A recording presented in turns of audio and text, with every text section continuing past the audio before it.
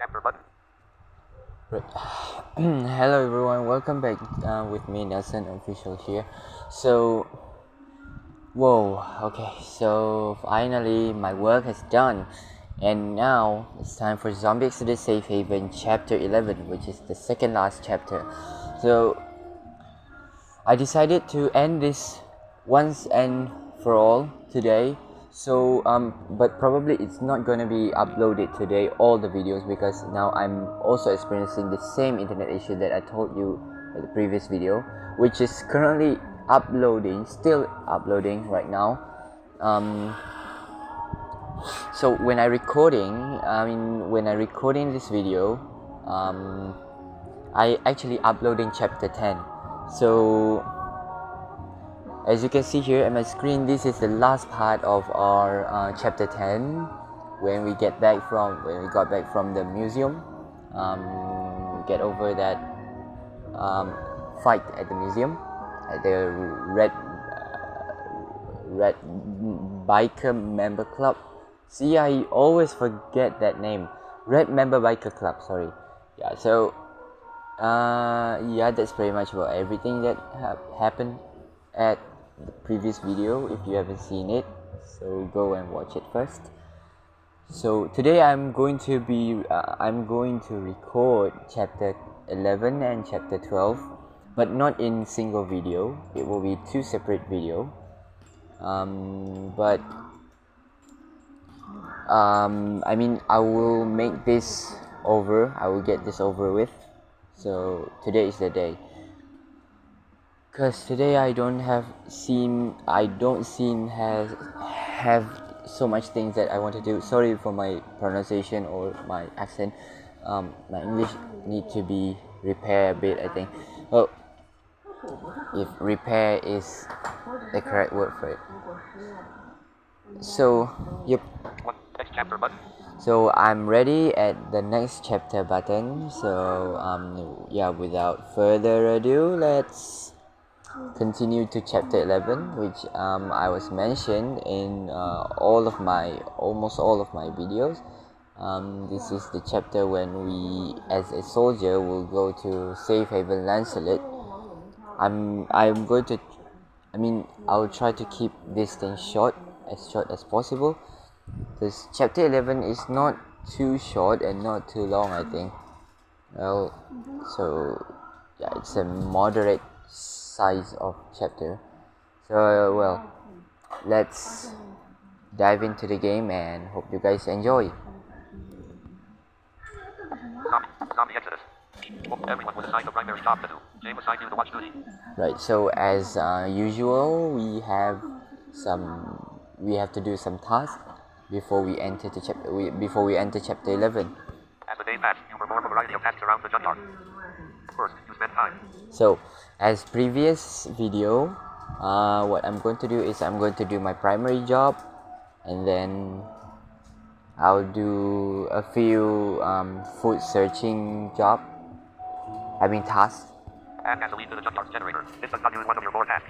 Capturing, crafting enough, fishing in the lake, foraging for plants and then hunting wild game, improving and maintaining camp, performing watch duty, check radio. Yeah, watch duty. Zombie Exodus. Because I'm being assigned to do watch duty, right? Wait, guys, just give me a few seconds. I want to take off this cover. My phone cover, because my phone is a bit hot right now. So I think I need to take off this cover. Okay. So yeah, I already take out the cover, and I hope I can hear my own screen reader voice more clearly. So let's. Yeah, apparently it's very clear right now. So let's. Wait. Using daily shifts to watch over the junkyard. Mostly to watch out for wild animals and the infected. A few zombies wander along the main road to the junkyard, but none come close enough to concern you. Yep. Crafting an item. This does not use one of your four. Fishing in the lake. Check radio button. Now let's go and maybe foraging for some edibles and plants. Foraging for plants and edibles in the forest. Yeah. Okay. Next button. Zombie Exodus. Safe Haven. You set out into the forest directly around camp, moving through the lush woods around the junkyard. With your knowledge of survival, you gather an abundance of things to eat from nature. You pick from a huge patch of dandelions in a sprawling grassland and collect numerous containers of raspberries, gooseberries, and strawberries. You hunt nettle and raspberry leaves, and even several types of roots in the carrot family. Mushrooms pose a poisonous, but you know how to spot one safe for consumption. You also find pine nuts, prickly pears, and wild onions. Oh, great. So many foods there. Next, you spend time. Well, next, I think I'm going to improve and maintaining camp. I mean, help with the chores. Add gasoline to the choosing a new crafting an item. Fishing in the lake. Hunting wild game. Improving and maintaining camp. Objective. Improve. Yeah. Update. Improve. Option 1 of 30. Next button. Zombie Exodus. Over the 3 days, you perform simple but vital tasks around camp, such as cleaning, washing clothes, and helping prepare food for meals. It's not glamorous work, but your efforts help to make camp more habitable. The other survivors appreciate your hard work, and morale is improved. Yeah. Next, you spend time. And the last one, I think I'm gonna do. Let's go fishing. Why not? Capturing zombie. Choosing a new place. I can also capture zombie and choosing a new place to live at junkyard, but I'm not gonna do that. Crafting an item. Crafting an item. This does not use one of your 4 tasks. Crafting an item. Fishing in the lake. Check radio button. Yeah, let's fish in the lake. Okay. Next button. Zombie Exodus. More options. I mean the sapphire lake. The crystal blue waters of Sapphire Lake make fishing much easier than other bodies of water. Most of the fish you see are walleye or catfish, and all of them will bring much needed food to the junkyard. Fishing goes slowly in the early part of the day. After hours of casting your line and trying different bait, you move further down to magnet find better luck. Over the course of your time on Sapphire Lake, you catch a total of 9 trout, 12 whitefish, and 20 brook trout, rookies. Great, so many fishes there. Next, you spend time. Wait, oh, okay, we have another one. Well, let's see. Let's go capture some zombies. Capturing zombies. Update. Next button. Zombie Exodus. You set out on the trip with Rachel and Woody to capture zombies. 3 of them wander just north of the fence, so the 3 of you rush outside, lock them to the ground, and tie them in ropes. After removing their hands and teeth, you lead them back to the junkyard. Yeah, Next button. right, so let's go next. You set next button. As always, Rachel provides a report on the group and the junkyard's progress.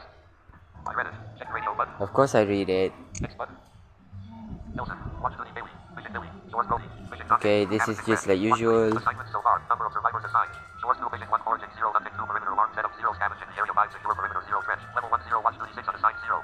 Whoa, seriously? Thank you for performing your assigned task. Everyone has taken notice of your contribution. You open the envelope and look over the report. Review of survivors of Nightfall. Group cook. Riley.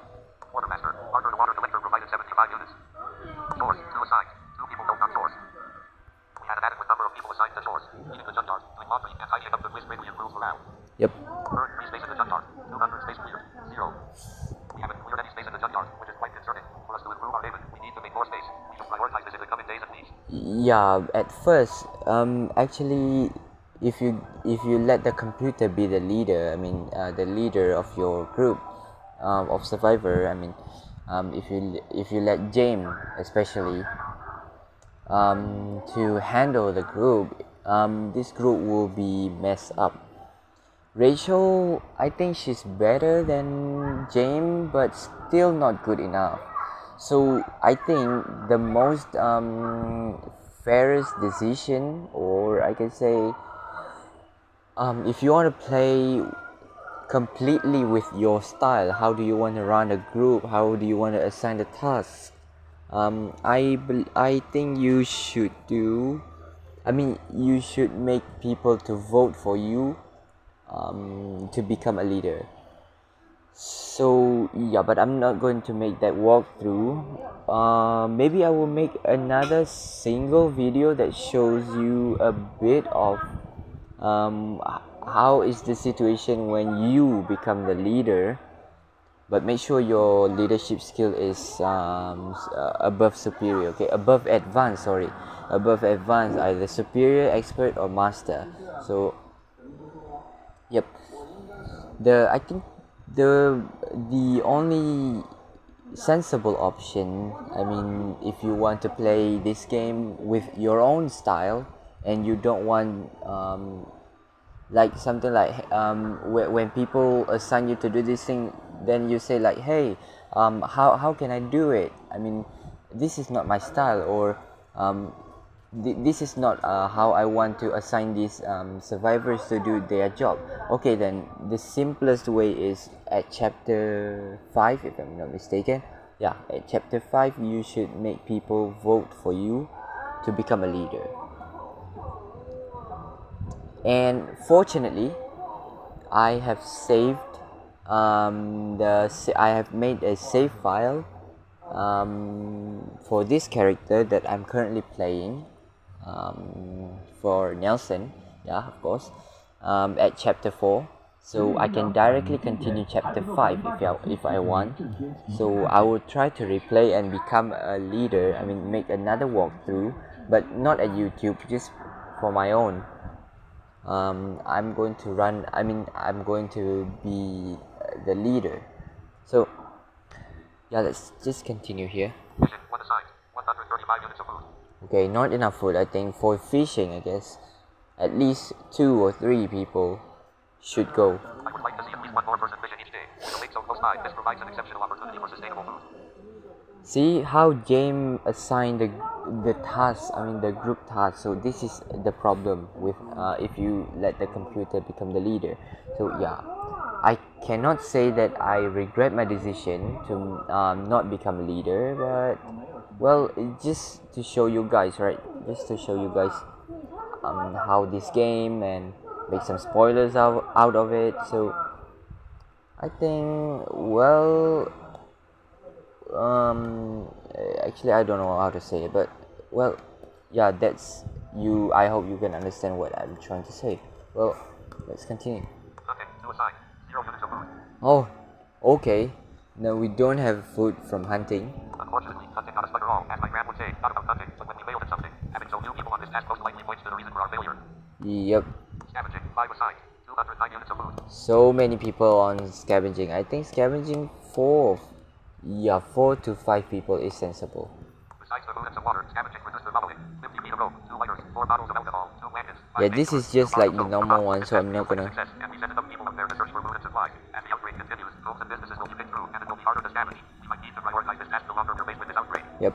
Watch duty, 6 assigned. We seem to be overdoing it a bit on watch duty. Yeah, of course Security is overdoing. extremely essential, so I understand the desire to assign so many people, but we're already spread so thin. Yep. Next button. What? Next button. We gain improved resources and supplies every day. Things like vitamins and antibiotics and blankets are used by each member of our community as they need them, and items are available. So I will list some of the highlights of the gains and losses. So gain and losses. Junkyard summary. Food previously. 3494 food gained. 439 food used. 690 current. 3243. Okay, still great. Water previously. 1159 water gained. 170 water used. 330 current. 999. Okay. Power previously. 41 power gained. 25 power used. 21 current. 45. Okay. Events and events, previous events. 4 previous events. 10 gained events. 0 gained events. 3, 1 for watch duty. Current events. 4 current events. 13. Okay. Morale. Previously, 94. Breakdown of gains. High food supply, high water supply, high power supply, alcohol, antibiotics, bandages, batteries, bleach, candy, cigarettes, first aid supplies, ointments, painkillers, soaps, tarps, vitamin supplements. Breakdown of losses. Binoculars, blankets, coffee, duct tape, lighters, liquid cleaners, marijuana cigarettes, sewing kits, shampoos, sodas, sunscreen, scents, toilet paper, toothpaste. Current, 80. Allegiance. Previously, 93. Breakdown of gains. High food supply, high water supply, survivors equipped with above average firearms. Breakdown of losses. Low power supply. Current, 94. Next button. Right. Current, next button. Traffic. New. Chapter 11 Zombies and David's Graphic. Yeah. So chapter 11. Wait, what was the title again? Chapter 11 Zombies and David's Graphic. Okay. So zombies and havens.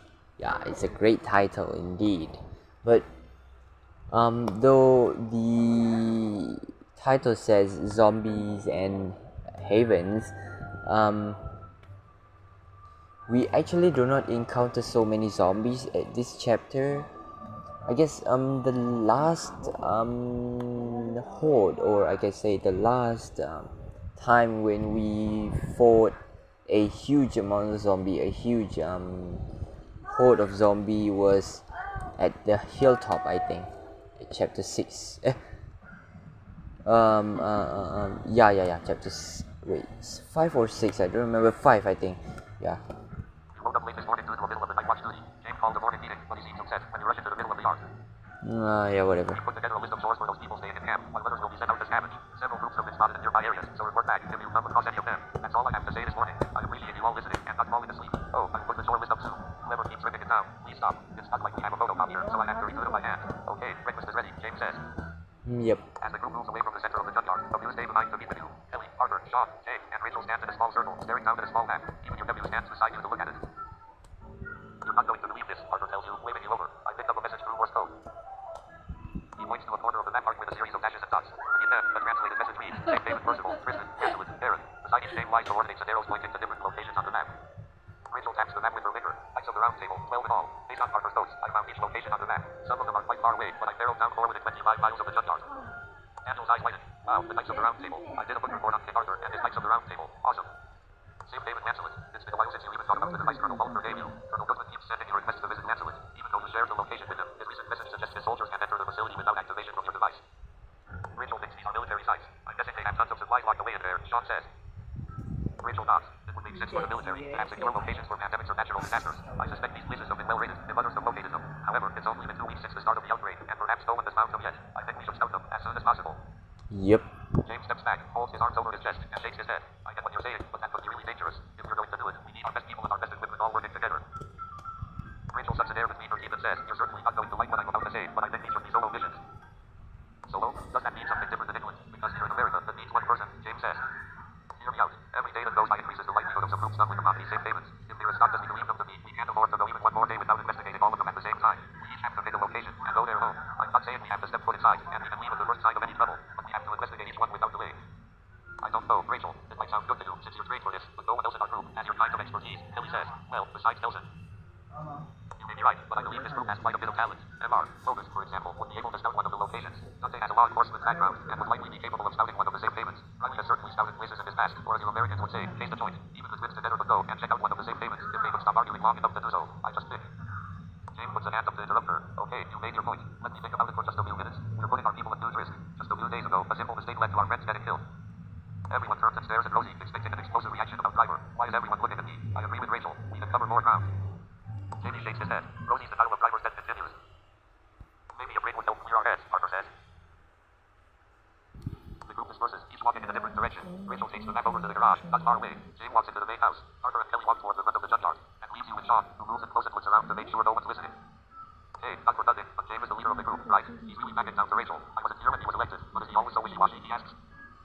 Yeah, Jamie is kind of changed, since I don't know, probably around chapter 9. I noticed his changes of kind of altitude or something.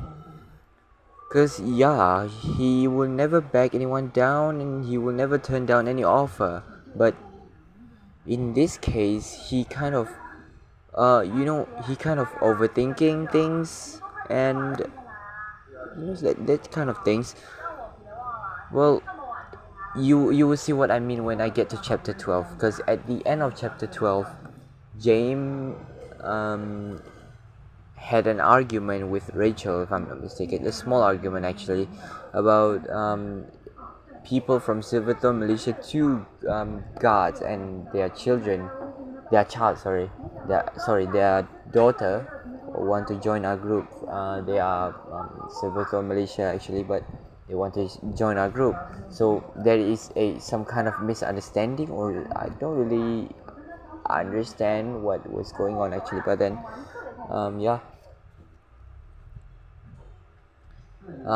that is it. So yeah, you will get what I mean when we get to chapter 12 later in the next video, I promise. So let's get into it. James agrees. I wouldn't say he's wishy-washy, but just likes to explore all sides and talk things through. He's actually a good leader. Check the radio button. No, I don't think he really is a good leader actually. James been worried lately because of that board getting inside. He talks a lot and can get over analytical, but in the end, he usually makes the right decision. Check the radio button. I can say this one, but we'll save it for later. True, James can be wishy-washy sometimes, but if I need to, I will talk to him and steer him in the right direction. Check the radio button. I don't know. Sometimes he's not the leader I thought he was. Maybe there needs to be a change around here. Check the radio button. Yup, absolutely, I think. This option is sensible. Next button. I don't know. Sometimes he's not the leader I thought he was. Maybe there needs to be a change around here. Yeah, maybe there's need some changes around here. Yeah, from my personal opinion also says that he's not kind of a good leader also. Next button. Sean nods. A change in leadership might be warranted. This isn't a social experiment. Not everyone should be leader if they can't hack it. People's lives are in danger, so we need someone in charge who knows what they're doing. They're all coming back, so let's continue this conversation later. Good talking to you. Yeah. You hear a few parts and look over to see Charlie chasing this guy through the yard. She holds a long stick in her mouth, and Charlie tries to wrestle it away from her. As soon as the small group reassembles, James says, I've changed my mind. I agree with Rachel. We need to scout out new places to scavenge, or even new havens. We might even find somewhere better than the Judge Art. I don't like the risks of searching unknown places, but understand the need. The take them as the outbreak continues. It's possible I've been too conservative in my output so far. Sean raises his eyebrows to you, like he's trying to draw extra attention to James' words. on the yard. Glad to hear your sudden change of heart. You're 100% correct. We need to take more chances, even at the risk of our own safety. We have to step out of our comfort zones. Without new sources of food and supplies, we won't survive for long. I guess that settles it. What's the next step? Should we pick those people to search each base? Kelly asks. Rachel spreads the map out again. We have 4 bases in the area. I will take Percival. I will take Lancelot, you say? Brilliant. Now we just need to find candidates for Tristan and Darren. Thoughts, Jay? I will go talk to a few people in the group who might be willing to take on this mission. I will explain the risks, so they are fully aware before volunteering. Once I've had a chance to talk to them, we should meet in the equipment room, gear up, and get our best vehicles ready for the ride over. If all goes well, we can be out of here within the next hour or 2. Yep. Next button. Next button. Zombie Exodus. So, 50 minutes later, you're standing in the equipment room in the main house with Rachel, Dante, Tommy, and Tom. Okay. Well, don't you all look like models for Apocalypse Monthly magazine? Parker says as he helps Dante fit on his shoulder holster. Remember, search the outside, perimeter sleep only. Gather information on any visible signs of security. If you do find a way in, report back to us immediately. Rachel says, you're going to set out at noon. Everyone should be back by 4 o'clock at the latest. That's 4 hours to travel to the depot, scout the outside, and travel back. We'll rally back at the junkyard. If anyone doesn't return by 4, you'll send a search party out immediately. I'm giving everyone the walkie-talkie. Jay will at the central command, and be in contact with each of us once an hour. Don't be alarmed if we lose contact, because reception gets destroyed by the mountain ranges. Okay, let's hurry up. As everyone finishes inspecting their equipment, you select your gear for the mission. Primary weapon, Act 47 secondary weapon, Springfield rifle. Alright, so I'm not gonna change my primary and secondary because I'm going to use this weapon throughout the end of the game. Because my AK-47, I already have the suppressor and also the scope at AK-47. Because I'm going to use in the small war, actually a kind of small war to when we meet Silverton Militia at chapter 12. I reconsider my primary and secondary weapon. I made no changes to my weapon. I'm not gonna make any changes here. Okay. Next button. Zombie Exodus. You made no changes to your primary or secondary weapons. Current armor worn. Football pads. I'm not gonna change my armor and helmet. Current helmet worn. Football helmet. Next button. You keep on your football helmet. You currently wear combat uniform. And also my uniform. Keep wearing this. Just keep wearing it. Well, Geared up and ready to go. You step out of the main house and head into the parking lot where all of the working vehicles are lined up. You choose the... well, here I am going to actually use my supply truck or passenger van, because when we go to the Lancelot safe haven, we will actually find a bunch of supplies. So yeah. North room. Check radio button. 4-door luxury car. Motorcycle. Passenger man. Passenger man. I can take a passenger van or a supply truck. So let's see. Next button. Supply truck. Check radio Yeah, button. let's take the supply truck. Untick. Next button. Zombie Exodus. Safe. Handle faces by the front of the parking lot, and when somebody walks closer, you have to be really careful on this mission. We are not used to going off on our own anymore, and I really want you to come back. Yep. Of course I'll come back. You think some old military building is going to stop me? Check radio button. Of course I'll come back. You think some old military building is going to stop me? I appreciate you worrying about me, and can't wait to come back and tell you all about the safe haven. Check radio button. Well, let's just answer whatever here. Random. Because it does not impact the gameplay. Just you know, talk to our nephew, right? Next button. He smiles and shakes his head. Of course not. But I never know what to say when you leave, so I just tell you to come back. Yep. Well, thank you. I'll be back soon. You give him an eye and move into the parking lot. With the sun reaching its highest point, you know it's around noon. When you step over to your supply truck, you head into the driver's seat and start the engine. Once Rose and Riley open the main gates to the junkyard, the small parade of vehicles leaves along the main road and splits up as they reach the highway. Yep. Safe haven Lancelot lies just a few miles to the northwest, mostly along the clear and smooth Colorado highway. Forests on both sides, give way to fields and plains with mountain ranges looming in the background. At times, you pass a rock quarry or a dirt road leading to higher elevation. Once, you have to maneuver around the dead deer in the road. Its carcass stick nearly clean. The only way to identify the animal is by the antlers. When you catch movement far off from the road, then as the telltale staggered motions of the infected, their aimless walk leading them nowhere. Only a few houses pop up here and there, and you make a mental note to come back at a later point when you have time to scavenge them. Yep. After a 30-minute drive, the road takes you up a hill, forcing you to slow your supply truck until you reach the crest. At the bottom of the slope a quarter mile ahead, you see a large pack of infected crossing from one side to the other. They don't seem to notice you, or at least they don't care, not yet. Based on the satellite device Colonel Moltner gave to you, you can see that the depot sits a quarter mile past the swarm, off a small service road not marked on GPS, or visual maps of the area.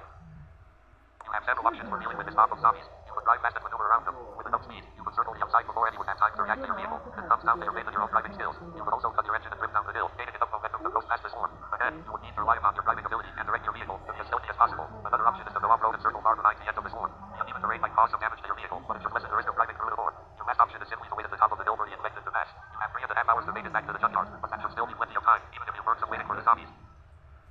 Right.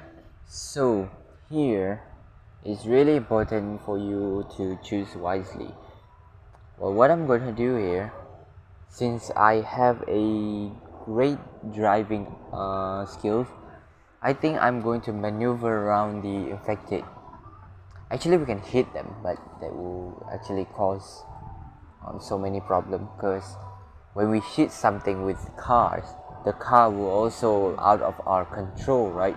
So that's the main point of it. I mean, that's the logic. But when we talk about supply truck, a truck is heavy, is very heavy, right? So I think if it hits the infected, the only thing that will fly, or the things that will you know break, whatever you call it, is the infected, not my truck.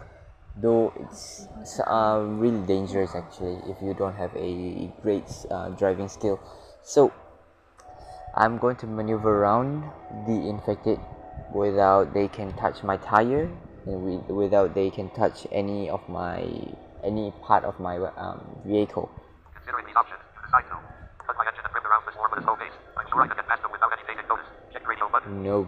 Drive off-road and avoid the swarm completely. My supply truck can take the punishment of the harsh terrain. Check radio button. No. Maneuver through the infected swarm, driving as quickly as possible. I'll make it past them before they can even react. Check radio button. Yeah. Contact. Improve. Option 1 to 4. Wait at the top of the hill for the switch next button. We can also wait, but that would just restrict our time in the safe haven. So let's go. Next button. Most of the back is across the road, so you only have to avoid a half dozen to continue toward the service road. The large size of the vehicle should allow you to plow through them without any damage to the chassis. Yep. You drive through the center of the road, keeping your vehicle at a steady pace. At the halfway point down the hill, you pick up speed and natural momentum. The Shambling dead still on the road turn in unison toward the sound of the engine and start toward you. It's like a strange game of chicken with opponents who will never flinch or turn off course. 50 feet away, you pick up even more speed and angle towards the left side of the road, the bottom to that side. Like proverbial moths to the flame, they change direction and head straight for you. Yep. Just before you make contact, you twist the wheel to the right and hit the gas. The vehicle shoots forward and cuts to the right side of the road. The infected lunge for the left side of your vehicle, but you speed right past them. By the time they make it to the shoulder, you're already clear. With open road ahead, you pick up the pace and continue onto the service road with the infected going smaller in your rearview mirror. Yeah. Next button. Next button. As you turn onto the service road, the wheels pick up dirt, causing your supply truck to skid. You're not driving fast enough for it to cause a problem, but it slows you down long enough for you to spot a cabin set back from the woods 50 paces or so. There are enough trees to block it from sight from cars on the main road. At this distance, you can make out certain features. A block-like shape with wooden exterior, a small walkway, and many lamps in front. A large stucco chimney rises on one side. The large green tarps cover the top. Shutters cover all of the windows, and boards cover the shutters. From the looks of it, someone has taken great care in this place, and you doubt it's abandoned. Of course, someone who takes care of a place might also have lots of supplies inside. You have no real reason to stop here other than curiosity. If things work out at the depot, you'll have plenty of supplies to bring back to your crew. Stopping at the cottage will eat up some of your time for scouting the depot. Besides, you can always get it on the way out if you have enough time left. No, I'm not going to scavenge this place, because this place is actually useless, because when you go inside there's nothing. So let's just continue to the safe haven. No. Check out the cottage. I have enough time to make it to the depot and still scavenge this house. Check the radio button. No. Check, give the cottage a quick look. I'm foolish to pass up any opportunity to scavenge. No. Pass the cottage. My mission is to scout the depot, and I'm not going to get sidetracked. Check radio button. I'm not gonna be sidetracked. Improve. Option. Back. Let's go. Next button. You have one task. To travel to the depot and scout the perimeter. You're not allowed to jeopardize your mission for a single cottage in the middle of nowhere. Yep. You continue down the service road towards the point on your map with the designated coordinates. A thin layer of dirt and leaves covers the asphalt. On your right, the forest stands tall, and at times encroaches the road. Tree limbs brush the top of your supply truck, scraping the roof. On your left, the field stretches out for miles, and there's no movement for as far as you can see. In the distance ahead, you see more of the same, and the road never seems to end. The occasional tire track shows on the road, but no other signs of travelers can be seen throughout the area.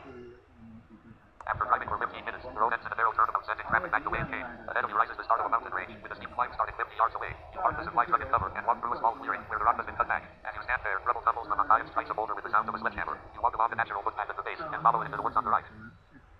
A series of beeps comes from your satellite device. Holding it up, you see the screen is lit up and shows a map of the surrounding area with a red dot where you're standing. Walking forward, you hold up the device and watch the screen change as the map zooms in on the close-up of the immediate area. An entrance is marked on the map, and you follow the image until you come to a door cut into the side of the mountain. Another pattern of beeps comes from the device, and the door hisses and slides open. Some of the rubble collected at the bottom rolls inward, covering the threshold like a rocky welcome mat. As you enter the depot, the door slides closed. Your arm flies out to block it, but reflects a move. You would open it then from the side without difficulty. What if zombies lurk inside this depot, and you have to make a run for it? If you need to escape, you won't have time to open the door again. On the other hand, if you leave the door open, anyone or anything would wander in, putting you in just as much danger. As you enter the depot, the door slides closed. Your arm flies, looking at the frame of the doorway, you decide to lock the door to keep it open. I'd rather have an easy way out in case I need to escape. Check radio button. Okay, so in this case, I'm going to block the door, and just in case we need to escape, right? Wait, what? No. I think we should just let it close. Let the door close. I don't want anything to wander into the depot while I'm here. Check radio button. Yep. Yeah, just let it close. X button. You move past the doorway and see the door slide from one side to the other, closing you in. You take a step toward it, hoping it detects your presence and opens again. The door remains closed. Okay. Once past the doorway, you stare into the dim hallway and take careful steps forward, preparing for any danger hidden inside the depot. Daylight illuminates the area directly in front of you. Narrow white walls, now slightly gray from dust, disappear into the darkness. A small, square, metal trash can lies on the floor to your left, empty except for an intricate cobweb stretched from end to end. As you walk farther on, you realize it's too dark to see anything. A source of light will make your search much easier. Searching through your gear, you look for tools you can use to help you see.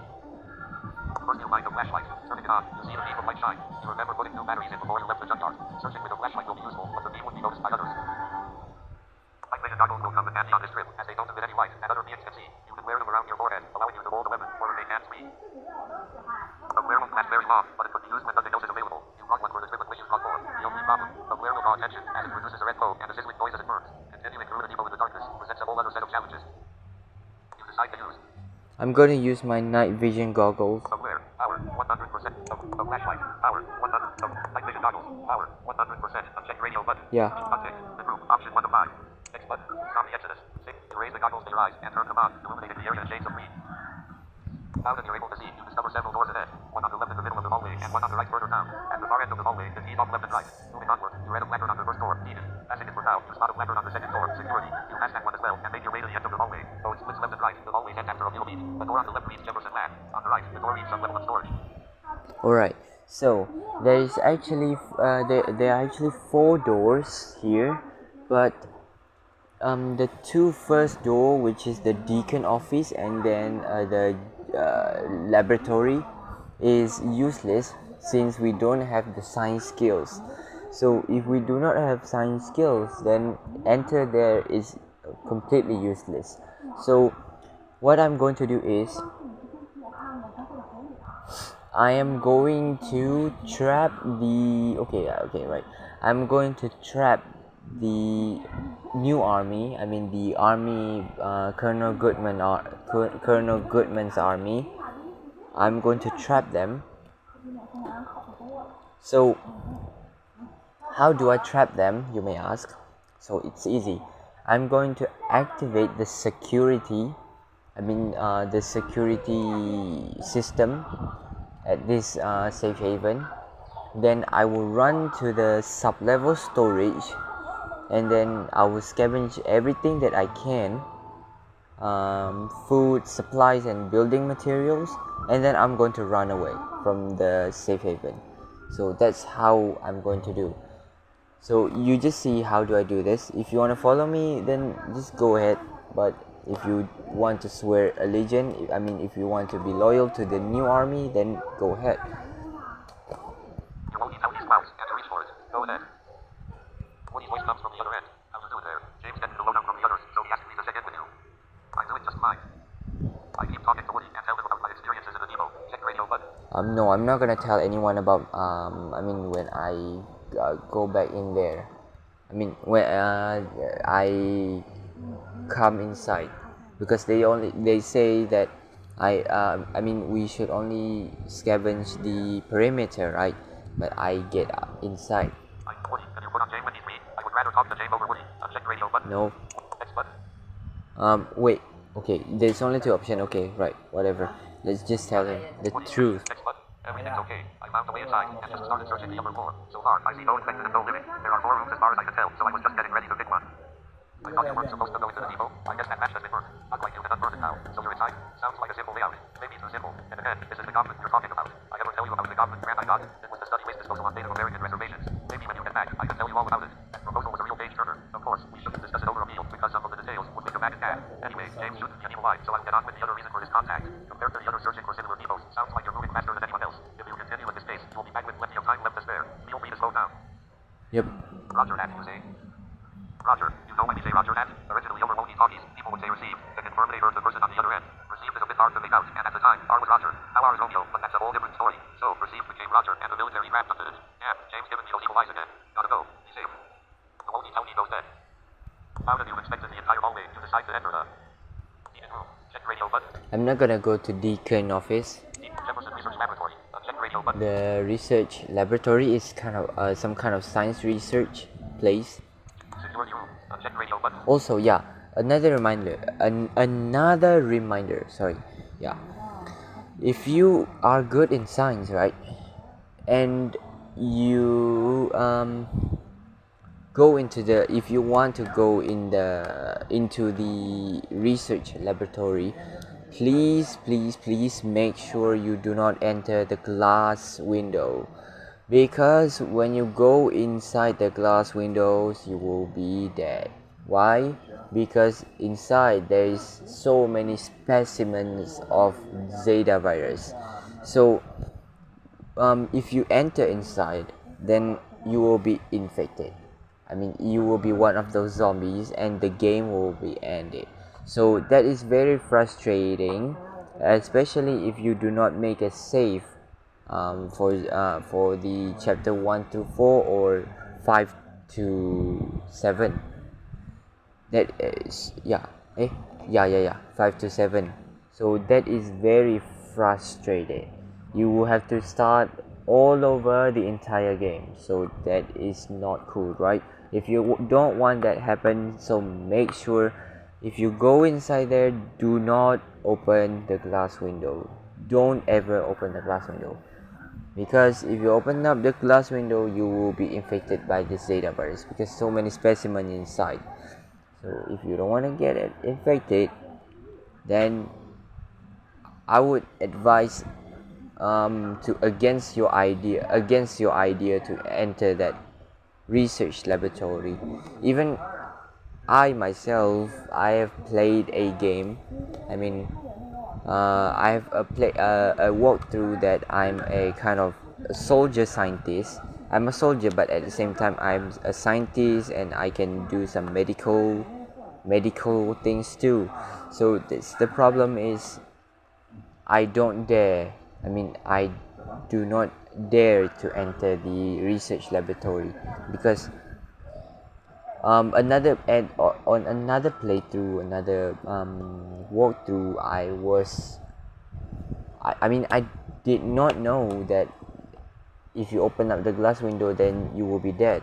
Then I open up the glass window, and suddenly the story changes. I mean, I became a zombie, and then I joined the rest of the zombie forces outside, and that's the end of the game. So that is the problem. Of course, that is the problem. So yeah, do not ever enter that research laboratory, or if you want to enter, don't ever open the glass window.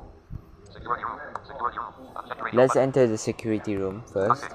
Next button. The room is welded by a white panel overhead and looks like a standard office, roughly 10 feet by 10 feet, with 2 metal desks and chairs, a mini fridge, 2 computers, fax machine, and desktop printer. There are no windows and only a narrow door in the right-hand wall. Fence around the top of the room buzzes lukewarm air pumpkin. Okay. The desks are locked shut, but the paperwork, pen holders, and other materials are arranged neatly on the desks. A system manual lies on the desk turned to the middle of the binder. One computer has a track down the center of the screen, and spots of dark red along the keyboard and mouse. The other computer appears to be on the show's a dull, black screen with a simple line of text. Ready. You read the manual, starting at the open pages in the middle. Save David Mansell runs on basic a modified version of the Linux kernel. Only the following line commands will function, though all systems come with Harris Mountain Medieval System, Forester, LSTAR, Tails Commander, and many other software packages commonly used by U.S. military. See Appendix B for installed packages.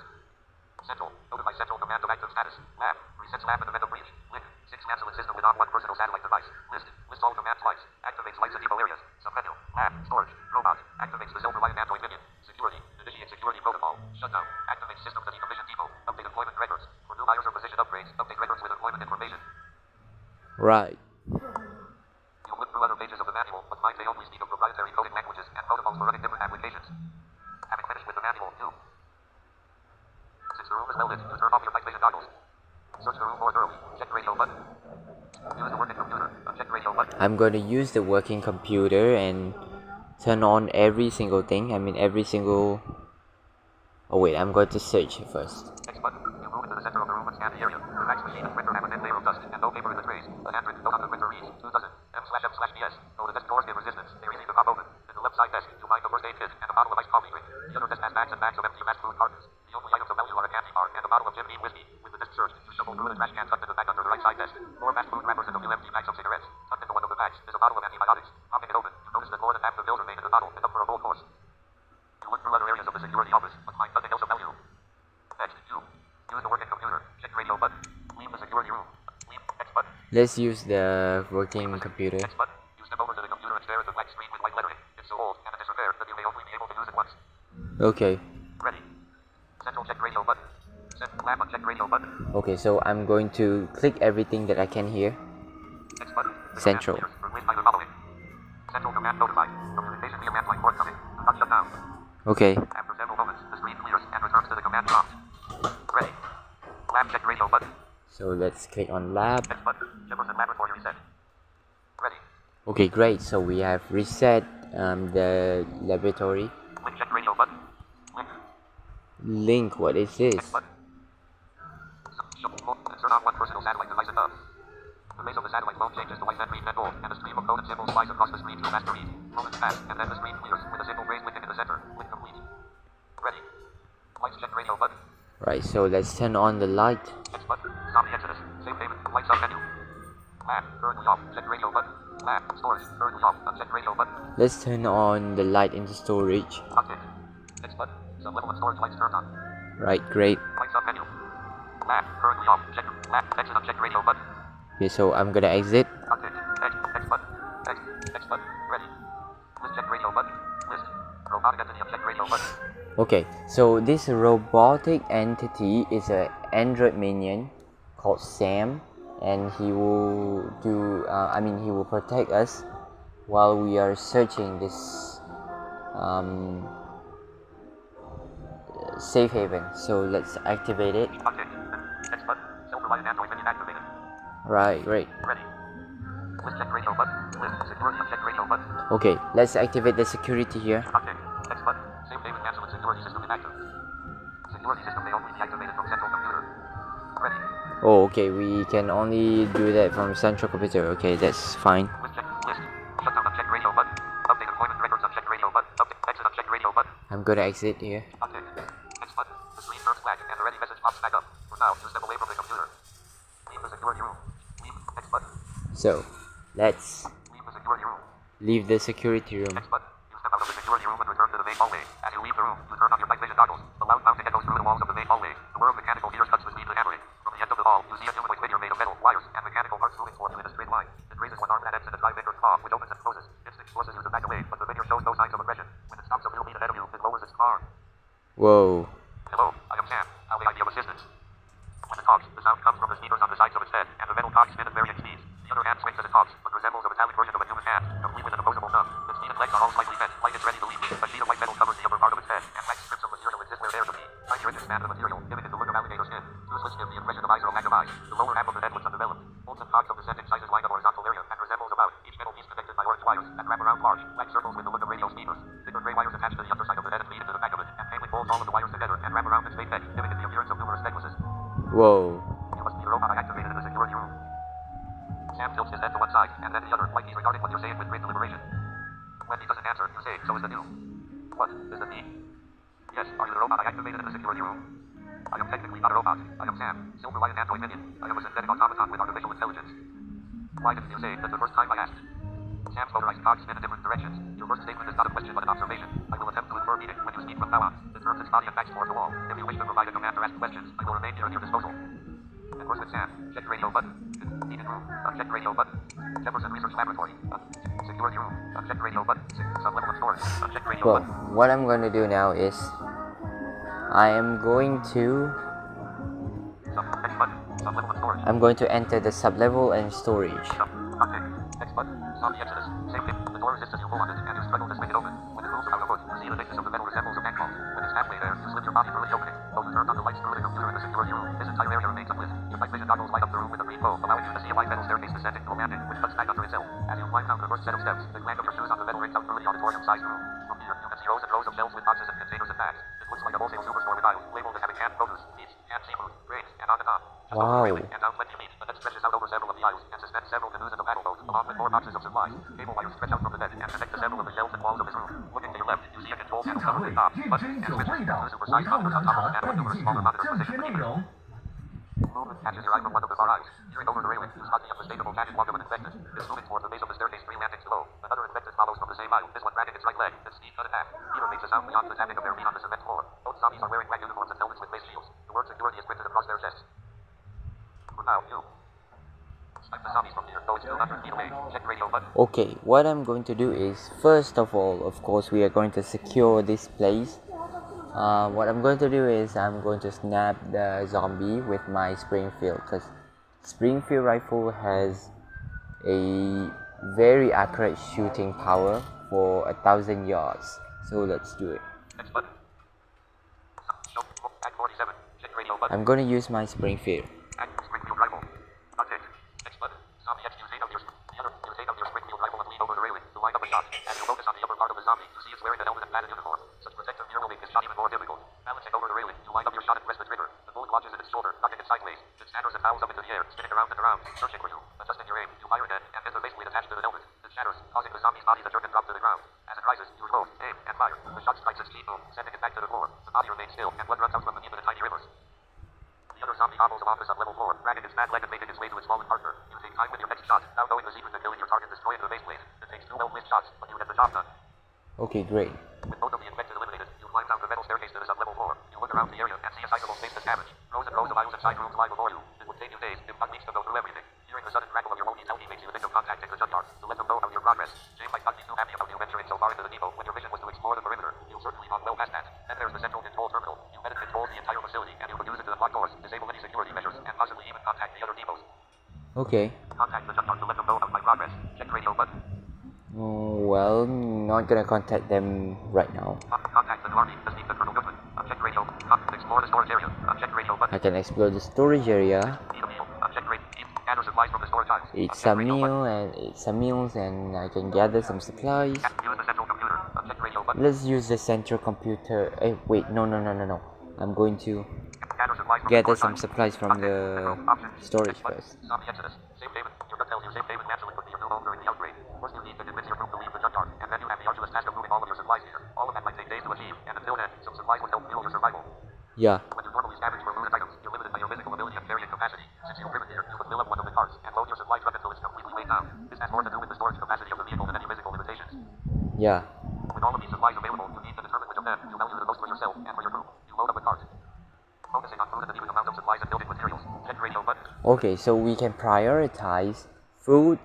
There are 3 types of things here. So we have food, supplies, and building materials. So what I'm going to do now is I'm going to prioritize food, then maybe a bit of supplies and building materials. Focusing on food and an even amount of supplies and building materials. Yeah. Focusing on supplies and an even amount of food and building materials. Okay. Focusing on building materials and an even amount of food and supplies. Selecting each item to take exactly what I want. Check radio button. No. I'm not gonna select individually because this will take so many times. Because I do believe this is the biggest storage in this game, so I'm not gonna do that. I mean, here is there are variety of items. So here we're going to select the first option. Let's Next button. You take the cart from the side of the storage area and walk up and down the many aisles, piling on the variety of items. Altogether, you collect the following. Okay. It's surreal to shop again, or at least feel the sensation of shopping, though you're alone in this store-like facility. Satisfied with the items you collected, you set the cart near the main elevator and consider your next option. You feel a buzz in your pocket and take out the satellite device. The screen says, incoming call, you answer. Okay. Hello, I have no idea who this could be and don't want to get much away. Check radio button. Hello, this is Captain Nelson Hall. This is likely someone from the military, and I want them to know who they're dealing with. Check radio button. Right. So I'm going to use my authority. Contact. Next button. Zombie Exodus. Save Nelson. You're alive. This is John Palmer, your old colonel. Great to hear from you. I'm excited to see you made it to Angeles. Great. It took a while, but I made it, sir. It's so good to hear from you, Nelson, Palmer says. Since I last saw you at Fort Carson, a lot has changed with respect to my command. First, I want to find out how you're doing. How has it been surviving in this new world of ours? Not without its struggles, but I'm working with a group of survivors in this area, and we're all doing well considering the circumstances. Check radio button. Well, let's tell him so. Next button. That's great to hear. You should be proud of your ability to survive with all of the hardship I'm sure you had to endure. It's people like you who will see us all thrive in the new society that grows on the other side of this outbreak. He pauses and covers the phone. Muffled speech comes through the line, and then you hear him return. Before I go on, have you had any contact with the group, all the new army, or with someone who goes by the title of Colonel Otto Goodman? Yep, I do. Yes, I've spoken to him several times over the past few weeks. I answer honestly and tell Walter whatever he wants to know about my conversations with Goodman. Check radio button. Yeah, I'm going to honestly tell him everything. Because I know this new army is, kind of a harsh. I mean, this Colonel Goodman is responsible for Colonel John Faulkner's. I don't really know because this John Faulkner is I mean, he's not dead, but the Goodman, I mean, Colonel Goodman says that he's dead, then he responsible for anything that happened to John Faulkner. So you guys just listen to his story, and for you guys who can see, just you guys just read what he was going to tell you. Next button. I was afraid of that. I don't want to get you caught between two opposing sides of a war when you're a soldier following orders. I can tell you my side of it, and you have to decide whose words you trust the most. I don't want to bog you down with stories of the recent past unless you wish to gain that knowledge, so ask me at your own discretion. Yep. I understand. Great, Mulder says. Let's move on to an extremely important topic, since I only have a few minutes of time before I must end this call, Mulder says. You in the safe haven, created in the George W. Bush administration as a means of supplying those personnel responsible for surviving through a pandemic, natural disaster, or world-ending event. Several thousand safe havens were created across North America and parts of the other continents. All of these safe havens operate in groups, small cells, which act independently from other cells. You're standing in one of the Candlewood safe havens, though I don't know which one. Okay. These safe havens hold a tremendous number of supplies, vehicles, and other specialized facilities, such as research laboratories. Feel free to take anything you need for your own survival. Beware that some levels of the safe havens have living quarters should you need them. The entire compound has enough energy, water supply, and life support fundamentals to sustain you and your group for years to come. Before I go any further, I should open up this conversation to questions. Okay. Why are you no longer using the title of Colonel? Check radio button.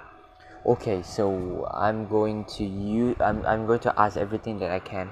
Next button. Mulder lets out a huge sigh. I don't believe in the integrity of the current military establishment in this country. The United States Armed Forces have devolved into factions, not unlike the warlords of Africa or drug lords of South America. With so many Americans dying in such a short time, command broke down, and those remaining assumed command of small groups of militia with their own agendas. Some have even chosen to rob and murder their fellow citizens just to lie one day longer. Since I feel the United States Army doesn't exist anymore, the title I held, one with command, no longer matters. This is just how I choose to proceed in this world. I don't judge others for how they choose to conduct themselves. Yeah. You mentioned your conflict with Goodman and the New Army. Can you tell me about that? Check radio button. I'm going to ask him about the conflict. Next button. Mulder blinches and hearing the words. I will attempt to make this as brief as possible. In the first few days of the outbreak, everything, including U.S. armed forces, were in chaos. Most of the higher-ups were dying left and right. The Secretary of Defense had the foresight to relocate to a secure location off the coast, where he and his staff helped coordinate for American forces to fight against the infected. The scale of the problem became the major obstacle, as commands went further down the line, from second to the secretaries and commanders of each department, down through divisions and brigades and even units. The messages got clouded like some disastrous whisper down the lane. Even with my brigade, I saw the same thing happening as I issued commands. Only a few of my commanders took my word and followed the course. Some, like Goodman, distorted my commands for personal gain. Okay. I was performing briefings with my general and the Secretary of the Army several times a day, handling the management of base operations, deployments throughout Colorado, maintaining morale, and working with civilian authorities. All of this was happening while my family was dying, soldiers were dying, my superiors were dying. At one point, several generals up the chain from me all died, and I was speaking to the Secretary of Defense directly. He offered me a field promotion to second star general simply because he had no other personnel, and I was performing all of the duties he laid before me. I told him titles didn't matter as much as patriotism at the moment. He agreed, and I continued coordinating ground operations in the southwest of America. It was around this time, and Goodman led a coup against me. He'd been dealing with most of the soldiers at Fort Carson, something I had asked him to do. That was my mistake. I wasn't overseeing him, thinking his loyalty to the Army and to the chain of command would persist. He killed many of my soldiers, including several of his own colleagues. I was able to escape with a fair number of soldiers still loyal to me. Okay. Whoa, that's a tragic. When Goodman held Fort Carson, he had the upper hand. He consolidated other units operating in Colorado while I was on the run. He murdered any officer who defied his leadership. This started a back-and-forth war between our two militias, because that's what they were at the time. Goodman went on to work with the New Army, a group of dissenters seeking to capitalize upon the outbreak for their own benefit. And either they knew by accident, or from choosing to aid survivors as a public relations maneuver to gain support. They all lacked the basic understanding that we're all surviving together. There's nothing to gain by controlling the land of the dead, which is all that will be left if we don't work together. Uh-huh. Who is now in charge of the United States government? Check radio button. Okay, I can ask him this one too. Next button. Mulder rolls his eyes. No one is leading the government, at least no one in authority, he says. I heard that Eric Holder, former Attorney General, has assumed the office of the President based on the rules of succession. However, the group called Office now has control over most of this country's Army and Air Force bases, naval ships, and other military assets. They don't have the personnel to maintain any of them. I've also heard about several commissioned Navy vessels that continue to operate with no muzzle staff. I intercepted a message from the USS Hampton, an attack submarine off the coast of Los Angeles, which stated that they remain submerged until further notice. You have to understand that disaster protocols were set long before the Zeta virus started a pandemic. However, those protocols require people who will follow orders. Most groups in this area, and I would say all over this country and world, are operating with a singular goal in mind, to survive by any means necessary. I still hold my values learned from years of service to my Army and my country. I still live to help those who require help, but I do not do so under the banner of any government. Okay. What are the vanguards? Check radio button. What are the vanguards? What do you know about the New Army? Check radio button. I'm gonna ask what does he know? Okay. Next button. They're a group formed from legitimate Army divisions, but they're all being led by unscrupulous and disloyal soldiers, Mulder says. Eric Holder wears the mantle of the President, but is under the control of office. Colonel Goodman named his group the New Army as a simple tactic to establish his own rule of law. I say if he leads the newest army, he seeks to assert his legitimacy. If you're part of the old regime, he feels you're attempting to subvert the United States. It's a strange rationalization, but he's maintaining control using this strange public relations campaign. Most of his soldiers don't care about titles or politics. He keeps them well-fed and allows them to plunder, pillage, and harm civilians. He considers all this necessary to keep morale at a high level. So if you want to know about the New Army, they're nothing more than well-equipped raiders and thugs. Whoa, okay. I've run out of time, Mulder said. I'm easily connected. Of all the years I've been a soldier, all the tours, all the devils I've had to endure, none of it prepares me for what I've seen these past few weeks. The gods are testing every single one of us. I can see them up there, placing their bets and watching how we fare with the odds stacked against us. Don't give them the satisfaction of winning any bets they make against you. Keep fighting, stay focused, and protect your friends. Don't expect anything to go your way. There's no such thing as luck. We make Okay. You reply. That's all great advice. Email, Colonel Oliver. Check radio button. Right, though he has no title anymore, but we should respect him as he deserves it. I want to agree with you, but I feel like I've been lucky. That's all. Let's just Text go. button. Paul John. I'm no longer in anyone's army. Take care of yourself, he says. The connection at the monitor cuts out, and you consider your next move. Right, so what I'm going to do is I'm going to use the central computer. Contact the junkyard. Text button. Use the central computer. Uncheck. Untick. Text button. A quick search of the computer shows it acts as a central hub for the depot. The interface looks more modern than the computer upstairs, and you see a series of menus with many of the functions to manage utilities, such as gas, water, and electric. The control cameras across the entire facility and outside. To monitor security and activate measures to maintain security, and to provide supplies to core services, like the Jefferson Research Lab. Great. Jefferson Research Laboratory. Check radio button. I'm not gonna waste my time with this laboratory. Inventory management. Uncheck radio. Inventory management. Personnel. Uncheck radio button. Inventory management, personnel. Security. Uncheck radio Let's button. activate the security first. Text button. Safe haven management security system. Please note, security systems are a one-way solution in the event of breach of the depot by foreign invaders, limited or reanimated. The following systems will engage. Yeah. 1. Aerovironment plus 3 small unmanned aircraft system surveillance cone. 2. 16, down 19/A, diesel 50, electrically driven, 3-barrel rotary heavy machine gun with .50 BMG, 12.7 times 99 millimeters, cartridge. Whoa. 4. M134 minigun with 7.62 times 51 millimeters, 806-barrel rotary Whoa. 4. MTM-140 hit javelin anti-tank missile using automatic infrared guidance. Wow, this is a very powerful weapon. Because I've never heard 12 times 99 millimeter. Because as far as I know, they have 7.62, 5.56 if I'm not mistaken, 5.56 millimeter. That's I don't remember the gun that uses that magazine. For 7.62, I do believe that is AK-48 or AK-47. As for 9 millimeters, that is for MG42. 12 millimeter magazine, I don't remember, and 30x100 30 times 100 magazine is for MK44. The others I don't really know, but wow, sounds like very great and maybe a new kind of knowledge, because I do like this weapon knowledge. I always like to read articles about weapons like guns and magazines, their magazines. So yep. Once engaged, only authorized personnel with level 3 access can terminate the security system from the main system room. Mantle and site personnel must be wearing provided hazmat suits bearing active credentials to avoid purgation. Yep. Activate safe haven mantle and security system. Confirm. Yeah, I'm going to confirm. Yes, activate the security system. Check radio button. Next button. The screen turns black and the lights change to pitch the room in a red tube. Speakers in the room click on and the neutral voice says, security system initiated. Please don official uniform to avoid termination. Repeat. Security system initiated. Non official uniform. Okay. Jefferson Research Laboratory. Check radio button. Okay, I already activate the security. Inventory management. Check radio button. I can manage the inventory. Let's see what do we have here. Next button. You open the inventory files and see an itemized list of every single item in the storage area of this depot. Every can of soup, every round of ammunition, every roll of toilet paper. Each item contains a barcode invisible to the naked eye that's read by sensors whenever it's taken off the shelf. While it's fascinating to see the extent of the inventory tracking system, you don't see how this information is valuable to you. Moving on, you spot something that piques your curiosity: a schedule for deliveries. From what you read, you gather that drones deliver huge pallets of inventory in the middle of each new month. Safe haven mantle received 2 shipments on May 15th, only 2 weeks ago. That suggests the next large shipment should arrive on June 15th. If you would time it correctly, you could intercept those drones and direct them to the junkyard instead, if you're still in the junkyard. Yep. Jefferson Research Laboratory. Check radio button.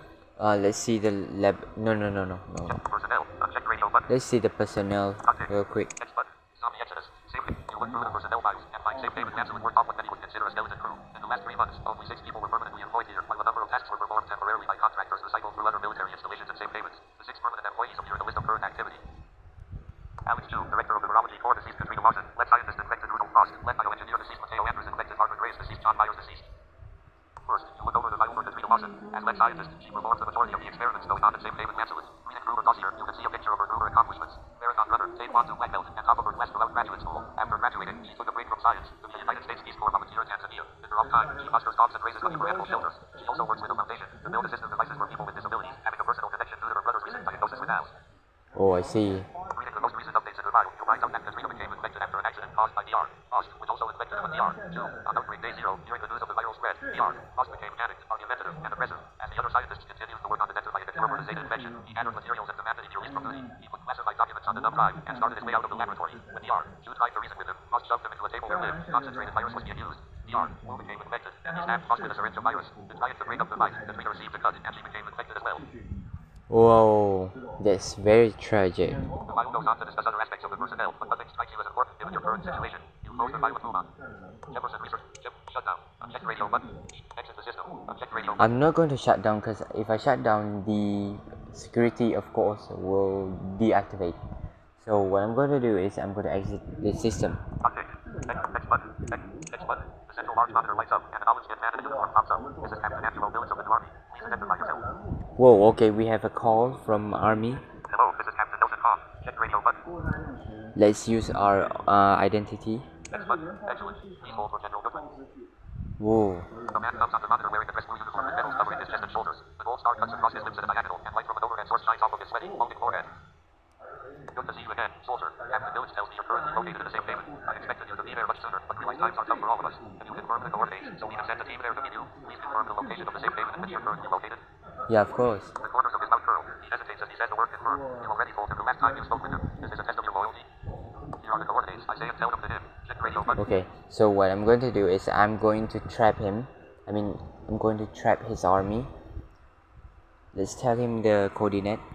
X button. You can reach his stern countenance and smiles. Excellent. I'm dispatching a unit to come there now. He's at the front entrance. Captain Village will be in charge there. Work with him. On behalf of the New Army, I commend you for your work. Keep this up, and I see a promotion in your future. Yeah, okay, sure. The central computer's monitor goes dead. Contact the junkyard to let them know of my progress. Check radio. Alright, so what I'm going to do now is Explore the storage. Eat a meal. Contact John Coulter to ask for help with. Contact John Coulter to ask for help with the New Army. Use the central computer to shut down the facility. Check radio. X button. okay. So what I'm going to do now is Eat a meal. Explore the storage area. let's just Contact the junkyard to let. contact the junkyard for to let them know my progress. X button. You pick up the walkie-talkie and radio into the junkyard. Woody, pick up. Are you there? Over, Woody. Everything's fine. I made contact with the New Army, who are sending a unit of soldiers here to the depot. They need supplies to support their efforts in the area, you see. Great. I'm glad to see us working with the Army. With so many civilian groups in the area, we need some support. Hopefully, this New Army can be our allies. Next word. Overhead speakers crackle, and then a robotic female voice blares out. Attention. Attention. Armed forces are approaching this facility. Preventive measures will begin in 30 seconds. Begin shelter in place procedures. Forces will arrive in approximately 10 minutes. Okay, so we have to get out from this place. From this safe haven, because the security will be activated, and those soldiers will be dead. Yeah, my trap is working. With only 10 minutes to prepare, you consider all of the options for dealing with the New Army unit coming to this facility. Since you're on good terms with the New Army, you would approach them at the front of the facility. You would provide more details on the layout and contents of Lancelot, making their job easier and safer. Another option is to descend to sub-level Alpha and escape with one of the vehicles in the garage. You should be able to load all of the items you scavenged before the New Army makes it through the rest of Lancelot. But with only 10 minutes to spare, you're at the risk of getting trapped in the depot if time runs out. Yeah. Exit through the main hallway. It's the easiest way to escape the facility, and I'm sure I can make it out before the New Army arrives. Check radio button. Exit through the main hallway. It's the head to sub-level Alpha to search for a way out. Check radio button. Wait at the main entrance to speak to the New Army forces. Check radio button. X button. Okay, what I'm going to do now is I'm going to exit the depot, the safe haven, through the main door. It's a very high risk thing. High risk, but it sure pay off. So Exit through the main hallway. It's the easiest way let's to exit through main hallway because we only have 10 minutes, right? X button. With 10 minutes left, you need to make it to the main hallway and out of the depot without delay. You rush to the staircase on the main storage level and climb the metal steps as quickly as possible. Taking a few steps at a time, you hold up each landing in no time and reach the top in a minute. Okay. As you open the door to the main hallway, you step into the darkness. You only have the light from behind you to illuminate the path into the main hall. If you continue on, you won't be able to see a thing. You decide to use. Okay, I'm gonna use my night vision goggle again. The flare. Power. The flashlight. Night vision goggles. Power. 100%. Uptake. X button. Copy Exodus. Safe haven. You raise the goggles to your eyes and turn them on, illuminating the area in shades of green. You follow the hallway around the corner, keeping track of the time you have until the New Army arrives. Just then, the overhead speaker says, time of intruder arrival. Minus 31.33333333333334 remaining. Oh, no. You continue down the hallway, eventually arriving at the main door, where you first entered safe haven Lancelot. It doesn't open when you approach. You move your hands all around the frame to check for a handle or some kind of trigger to tell the door to open. You wave your arms in case there are sensors, like the automatic doors at a mall or grocery store. Nothing. As your frustration builds, you take out your satellite phone, which lights up in the darkness. As soon as the screen illuminates, the button appears that reads entrance to Lancelot. You press the button, and the door pops open. Stepping outside, you take in a deep breath of fresh air at the base of the Colorado mountainside. As you walk into a beam of sunlight, you enjoy the experience of being outside even more. You hear the heavy rumble of large engines coming up the service road. Unfortunately, you can't spend too long enjoying the experience with the New Army almost here. You rush from the entrance through the untamed forest until you reach the clearing where you park your supply truck. From this hiding spot, you can hear the rumble of large engines coming from the service road. Eating out, you spot two jeeps, a UV and a large armored vehicle. Though you can't see all of the soldiers inside. side. You count 12 visible, not including the armored transport. Whoa. A shadow passes overhead, and you look up to see an object flying low over the mountaintop. You haven't seen many before, but this appears to be some sort of drone swooping along the rocks and making its way to the front of the depot. When it passes around the mountain peak and goes out of sight, you hear the sound of rapid machine gun fire from multiple locations. You cut down instinctively, though you're completely out of range of the firefight. More gunfire erupts, and then an explosion rips through the mountain. It must be the security system. The new activated is protecting the depot from the army. You don't want to stick around to find out. Okay, yeah, of course not. Now that the service road is free and clear, you climb into your supply truck and drive away. Next button. Next button. At the end of the service road, you look for the cottage you passed on the way to the depot. Heavy tracks show through the bottom of the map. You step out of your supply truck and make your way up the trail. When the cottage comes into sight, you see bullet holes through the boarded windows, scorch marks from an explosion, and a line of blood from the door to the side of the porch. You move closer, maneuvering as you approach to scan all angles for anyone or anything that might attack you. When you reach the porch, you're confident there's no one else outside. The gentle touch pushes the door open, and you see the inside of the cottage. Bullet holes, spent casings, and broken glass everywhere. A broken ceiling fan hangs by its wire and angles inches above the floor. A broken axe handle is sticking out of the couch. And then you see the carcass of a wolf lying across a table, large holes through its chest. Whoa. You look around the room for a few minutes but find no one and nothing of value in the tape. The cupboards are broken and ripped from the wall, with not even a can of food remaining. Not only did someone search the place, but they trashed it. Oh. With nothing left to do in this home, you leave and return to your supply truck to continue to the rendezvous point. Next button. When you reach the rendezvous point on the main road leading into the junkyard, you see Rachel alone and leaning against the hood of her sub. When you slow your vehicle to a stop in front of her, she pushes off from the car and walks toward you, smiling. I only just arrived here. Well done. I was just getting ready to call James to let him know my progress. She glances at the won't tell me, then looks back to you. You know what? I'll wait until the others arrive, she says. Sounds good to me, you say. What a trip, she says as she adjusts a bandage on her hand. I arrived at Percival quite quickly, but it took a significant amount of time to scout the entire perimeter. It's built into the base of a mountain, no telling how deep it goes. I made a crude map of the area, along with some landmarks for orientation, then drove back here to meet everyone. Knowing I dearly, I took my time and enjoyed the scenery. I didn't stop and smell the daisies, but it was quite relaxing. You replied. What happened to your hand? I asked, looking at her bandage. Check radio button. Yeah, let's just ask. So it sounds like a boring trip. Next button. She holds up her hand, and you can see a dark spot of blood in the middle of the bandage. A little bit is all. I got into a scrap with a piece of metal. I won, but it put up a fight. No need to worry about a zombie fight. Oh, well. You take her hand in yours and remove the bandage, just enough to see what's underneath. A 2-inch cut lies diagonally on the top of her hand. It's not deep, but definitely broke the outer layer of skin. When you're finished examining it, you put the bandage back in place. All right. When we get back to the junkyard, you should clean it and get some antibiotics. Even an infection can be deadly nowadays. A small cloud of dust builds on the road in the distance. It must be one of your crew members arriving. The police interceptor rolls into view, and you see Dante leaning out of the driver's window, waving. And I thought I'd be the first one here, he says. We haven't been here long, you see. Soon after, you see a pickup truck speeding toward you, which slows down a quarter-mile away. It parks, and Tommy steps out with a double bag over his shoulder, reminding you of the day you left Nightfall. Huh. You spend the short while talking to everyone, while you wait for Sean.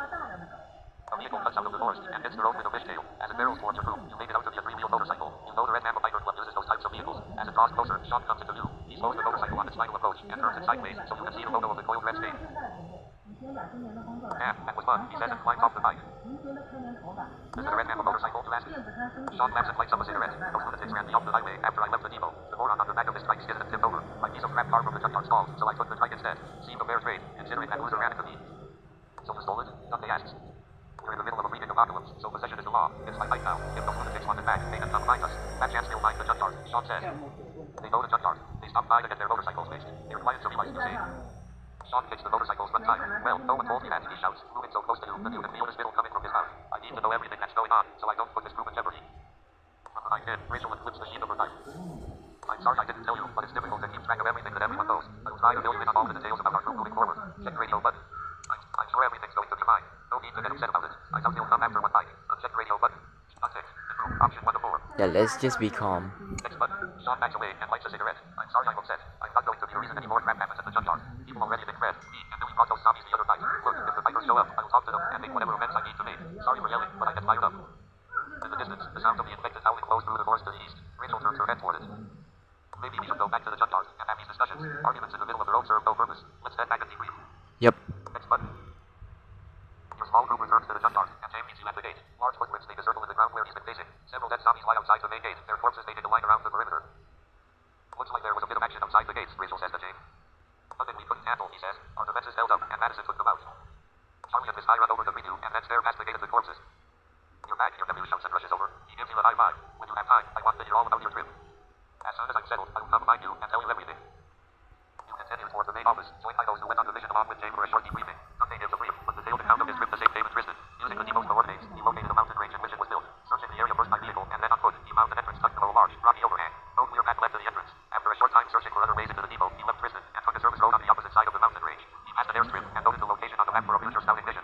Gareth, it was a true scouting mission, as he arrived at the mountain range and circled the base until he ran out of road. From there, he set out on foot and climbed the rocky rocky path until he located a single entrance. He didn't attempt to enter the depot and found no living or infected anywhere in the area. It was also well hidden from view by its location in the overgrowth of plants, so he doubts anyone would ever find it. Tommy describes his trip to Safe Haven Garden. It was a true scouting mission as he arrived at the mountain range and circled the base until he ran out of road. From there, he set out on foot and climbed the rocky path until he located a single entrance. He didn't attempt to enter the depot and found no living or infected anywhere in the area. It was also well hidden from view by its location in the overgrowth of plants, so he doubts anyone would ever find it. Rachel describes her scouting mission to Safe Haven Percival as a quick trip to an area called the Mosquito Range, one of the higher summits in Colorado and part of the Rocky Mountains. Though the top peaks were covered in snow, much of the flatter area at the bottom was green fields and pine trees. A narrow path led from a dirt road to an entrance shielded from view by a series of rock formations. She shares the map of the area she made with the others, since she showed it to Cruiser. Okay. Did you go inside the depot? James asks. Of course not. Our mission was only to scout, not to venture inside, she says. James turns to Sean. And how about you? How did your trip go? Sean sits down on the chair and pulls off one of his boots. Paladin was at a mountain range too. For the life of me, I couldn't find an entrance near the base, so I had no choice but to climb it. Someone had carved a path along the rocks, so it made sense to go up. He pulls off his sock with a comb and picks at the corner of his big toenail. Do you have to do that now? Rachel asks.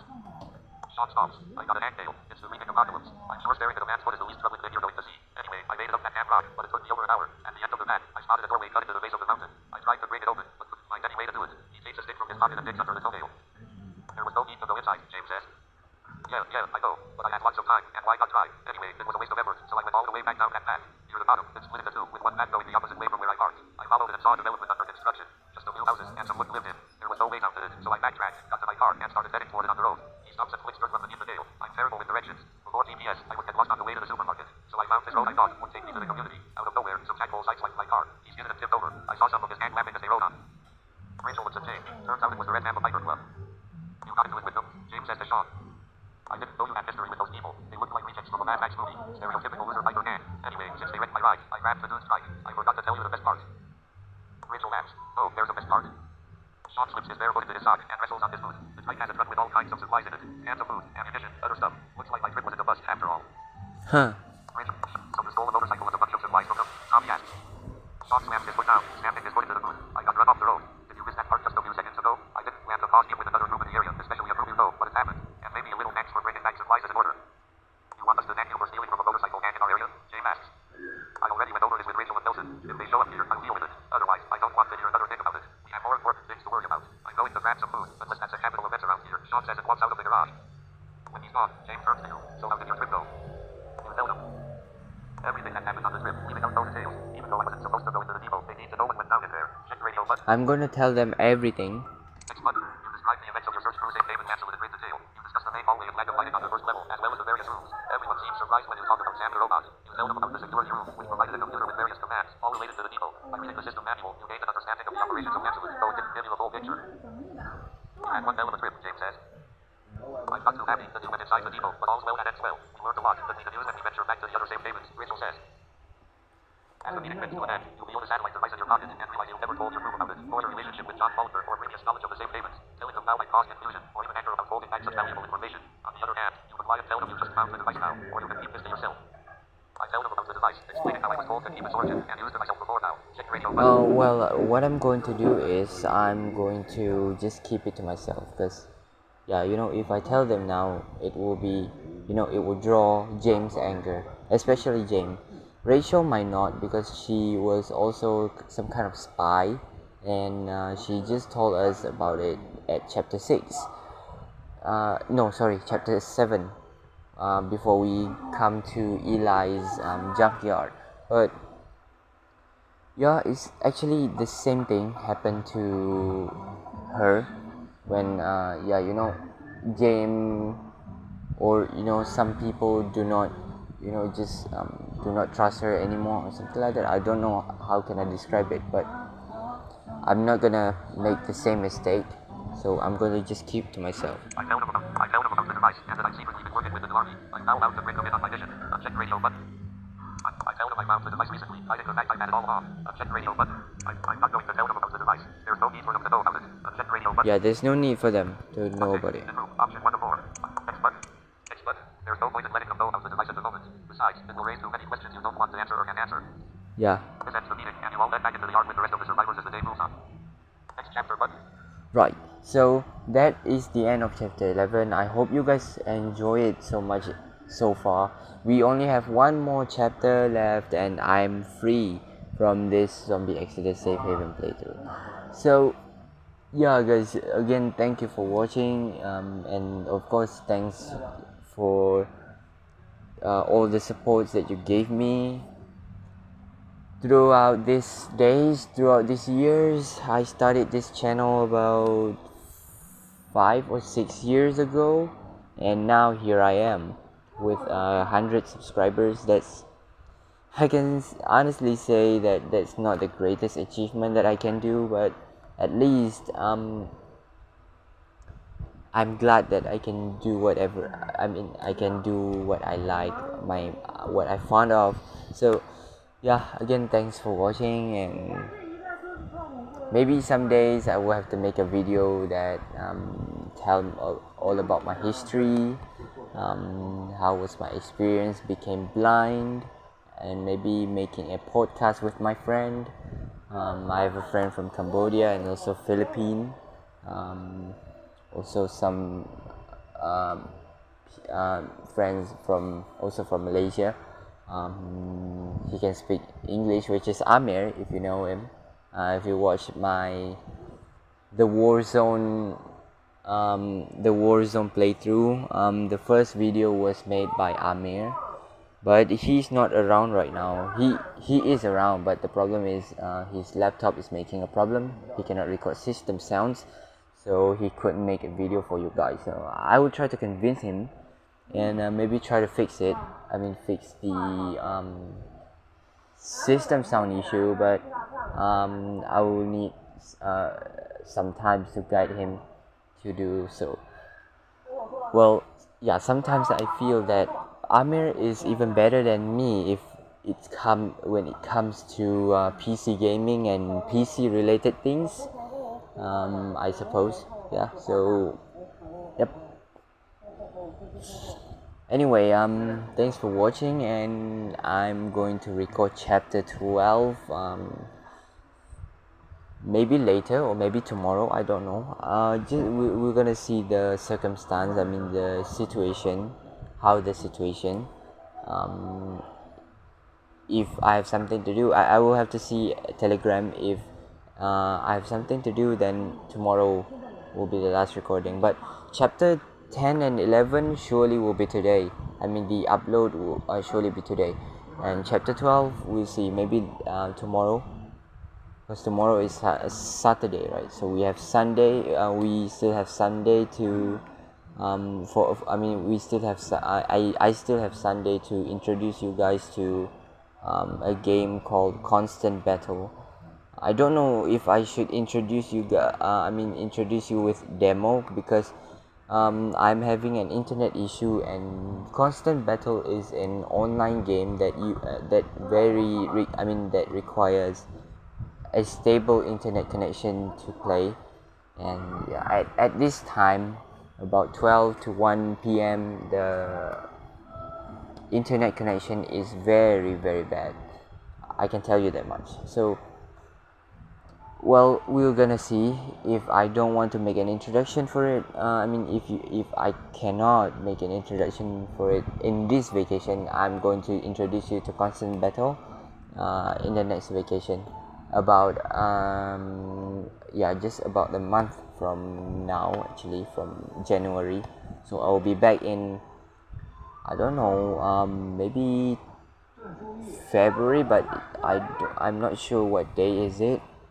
Maybe 2 of February or 3, maybe, because the actual holiday begins at 10 of February. But I think I'm going to my mom will take me back 1 week earlier than usual, than the normal holiday, because yeah, we have to go back to our village at other states. So yeah, probably we'll see later. I mean, we'll see later. So I'm going to see you in a next and last video for this vacation. I mean, for this at least for now. So yeah, we'll see you next video. Until then, you guys take care, and yeah, take care of yourself, take care of your family, and I'll see you soon. Bye bye.